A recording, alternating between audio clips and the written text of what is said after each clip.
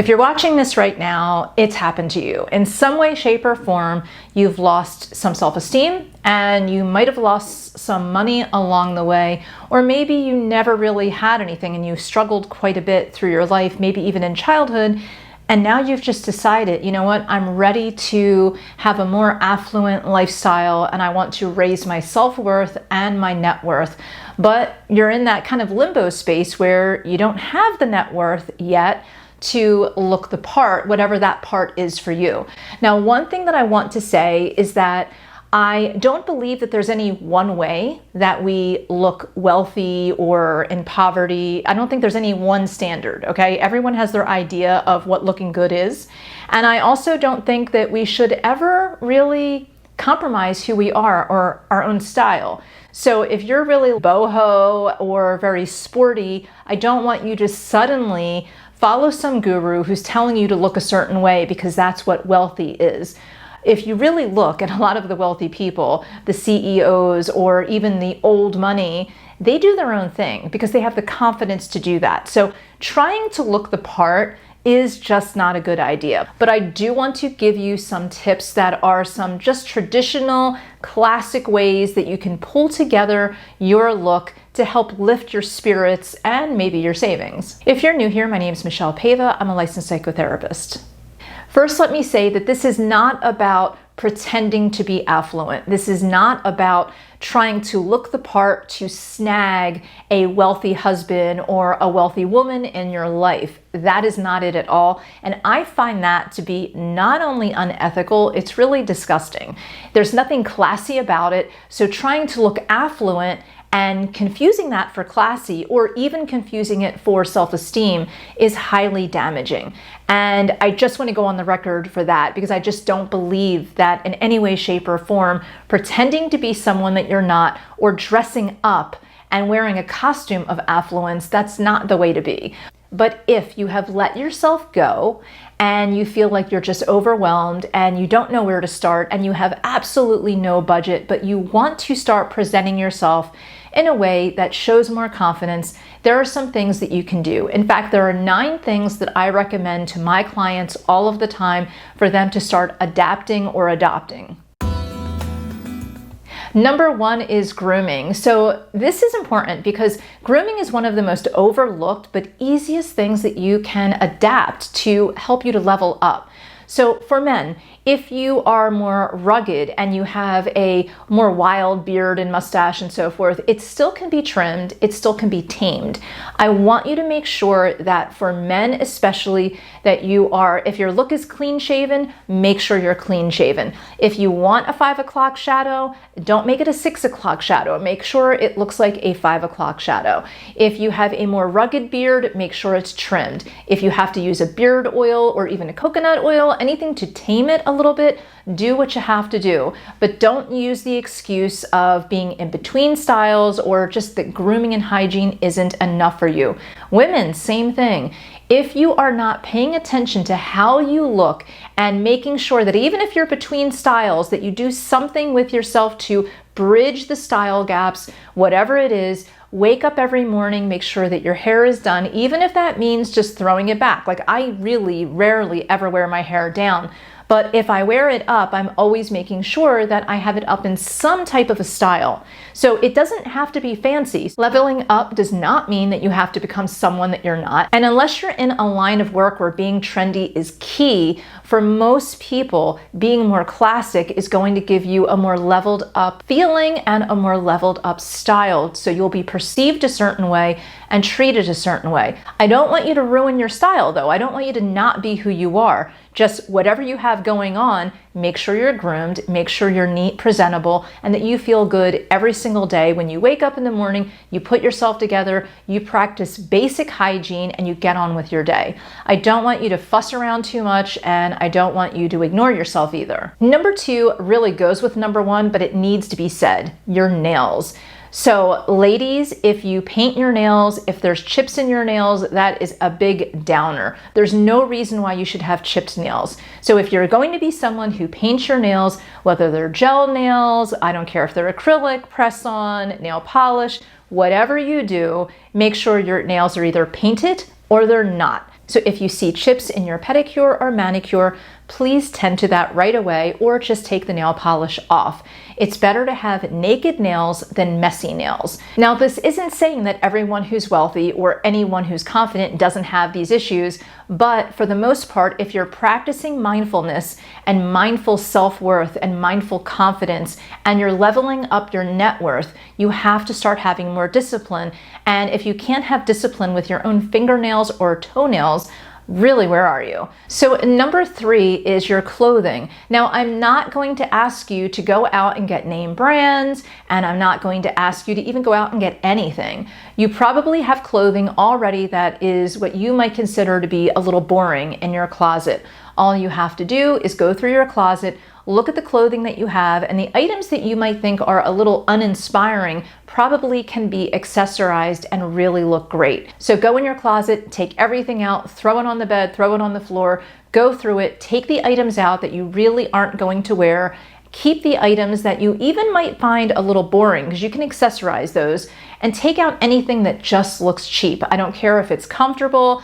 I don't care if it has some emotional memory connected to it. There's another video on that. But the bottom line is, I want you to keep the items, especially, or at least keep an area of items that are your leveled up items. These are the items that have more texture. These are the items that are sustainable. These are the items that wear really well and wash really well. When you have been in a relationship where you have felt like you were broken down, and maybe you feel broken and broke, if you have these feelings, you probably don't look at your clothing in a way that's like, oh, this is great, my closet, I love it. You probably need to be re-inspired by the things that you purchased or that were purchased for you. If there's something that is there that is strongly connected to a bad memory, get rid of it. It's not worth it. However, for most of the items in your closet, you can mix and match in new ways, create new looks, and create new memories. Going along with clothing, I want you to think about doing what's appropriate. A lot of times when people leave a relationship, especially if they were deriving their self-esteem from that relationship, especially if you were with someone who was narcissistic, who was love bombing you, put you up on pedestals, dropped you off, maybe cheated on you, betrayed you in a million ways, made you feel neglected. It's very easy to go into either wearing gray sweatshirts all of the time or going into a more hyper objectified look. And I don't want you to do that. I want you to not get attention for your body, especially for women. Don't wear the low-cut shirts or the really short shorts or the items that are just going to be not as classy. If you're looking for attention, don't do it by exposing your body. If you're looking for attention, do it by more exposing great ideas or other things that you have to offer, not just to one particular person, but the world in general, the greater good. Maybe you're a great artist, or maybe you're taking up a new hobby. Share these things with people that you love and trust, and allow that to be the fuel and the momentum to help you to feel more inspired and more confident. Just focusing on objectifying yourself is never a good idea, and it's only going to attract the type of people that will take advantage of you eventually. Now, an area that I do want you to really invest, and this might be one of the first investments when you have a little bit of extra money, or if you do have some right now, get a really good shoe. So this is for men and women. Always have a very well-made shoe. Now, when I say a well-made shoe, I'm not saying that it has to have a name brand attached to it. There are a lot of really great smaller companies that are more inexpensive that have sometimes even better quality shoes than some of the name brand shoes. Now, I know from experience that you don't need to have a certain type of a name brand to have high quality. So don't get hooked into going to the bigger department stores and only looking at the name brands and only looking at the items that they're really pushing. Really do your research and look at the different sustainable types of shoes that are well made that might be appropriate for your style. If you're a guy who's more rugged and you're more into construction and you never would really wear wingtip shoes, then don't buy wingtip shoes. So I don't want you, again, to be someone that you're not. If you're a woman who is always really wearing flip-flops, Don't go and buy a pair of heels if that's really not something that is your style nor your comfort level. If you're a woman who wears sneakers all of the time, don't transition and suddenly buy a really structured, uncomfortable shoe because you think it's well made, because it's not going to go with most of what you have. When you invest in a shoe, and maybe you already have a shoe in your closet that would work for you that you need to kind of resuscitate, this is going to be an accessory that helps to finish your outfit, and because you're wearing it, it's going to help you with self-esteem. Now listen, I know that self-esteem comes from within. It's not going to come from a pair of shoes. You're not Cinderella. But the bottom line is, when you do things for yourself that prove to yourself that you're worth it, you do start to believe it. So maybe you have shoes already in your closet and you just don't wear them because you only wear them for going out when it's nice or a nice event. Well, you know what? Start wearing them, because every day can be a nice event. Every day can be a celebration. Start dressing the part of what you want to feel. Skincare, very important. So if you're looking at leveling up and also looking at saving money long term, really focusing on skincare is important. Wash your face, exfoliate, moisturize, take care of your skin, go to a dermatologist, make sure you get a screening. Your skin is your largest organ, and taking care of it is going to help. While this is technically a part of grooming, this is sort of taking it up a notch as well. So skincare is very important to both level up and to raise your confidence level. Since we're talking about skin, let's talk about teeth too.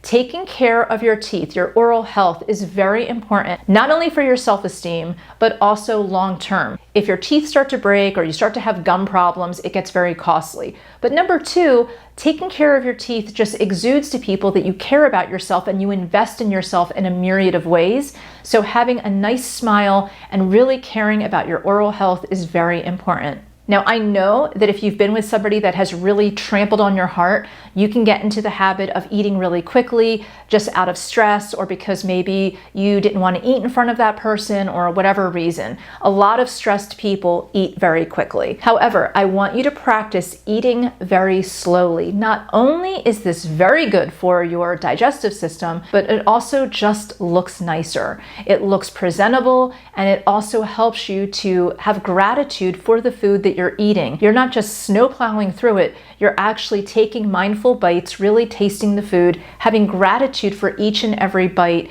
It's going to make you feel better in a lot of different ways. When you eat slowly, you're being mindful and you're living in a way that is not in deprivation. And there's nothing wealthy, there's nothing leveled up about being in deprivation.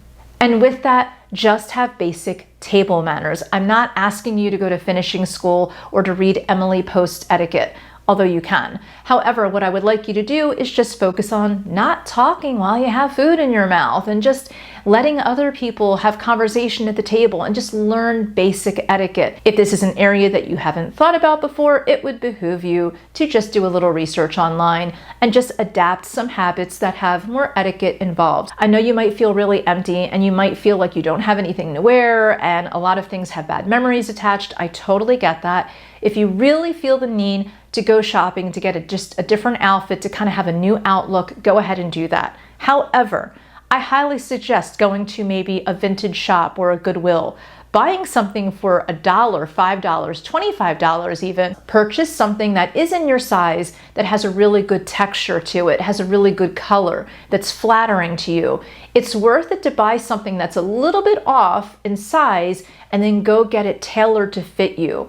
When you have your clothing tailored to fit you, which isn't going to cost that much money, it's going to really level up your look, and it's going to make you feel really confident, because you're doing something really just for yourself, and how you're presenting to the world is important. And when you add all of this together, I know that you might have gone through a really hard time. I know people might have told you that you weren't worthy, or that they made you feel devalued. Taking even some of these tips will help you to increase your self-esteem, help you to focus on yourself, because you probably haven't been doing that lately. And all of that together will help you to level up and to really step into the life that you were meant to live. Okay, I have another video for you.